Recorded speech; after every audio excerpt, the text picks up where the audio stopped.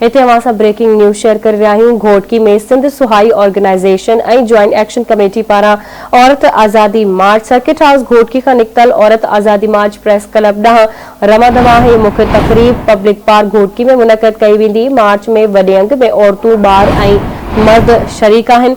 औरत मार्च की अगवानी आयशा धारेजो, रुबीना दायो, समरीन लाखो, निशा कंवल, आगा बिलावल पठान ॿिया करे रहा हुआ।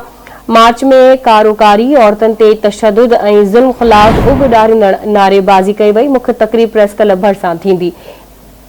तफ़सील मालूम कंदासीं। असां सां लाइन ते मौजूद आहे घोटकी में आवाज़ न्यूज़ रिपोर्टर मुश्ताक शाही लगारी। जी मुश्ताक, छा तफ़सील आहिनि, आगाह कजो।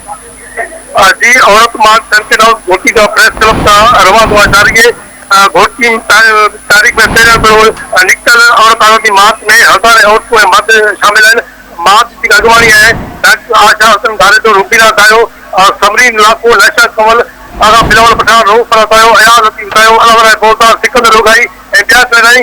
मार्च में जो है कारोकारी शाही निज़ाम में औरतों के तशद्दुद के खिलाफ तमाम औरतों के नारा नारा इन चुका है। ये मार्च औरत आज़ादी मार्च है सर्किट हाउस का प्रेस मुख्तलिफ रोड रस्ता में जो है बिल्कुल इंतजाम तमाम सख्ती यानी मार्च की मुख्य तकरीब प्रेस भरता पब्लिक पार्क घोटकी थी। इन वक्त जो है हज़ारे औरतूं मर्द यानी औरत आज़ादी मार्च में शरीक नी उन शाही शाही खिलाफ औरतों के नारा हणी यानी इन वक्त जो है मुख्तलिफ रस्ता रोड है कादरपुर बिल्कुल तमाम सख्त इन वक्त मार्च सर्किट हाउस घोटकी का प्रेस रवा जारी है।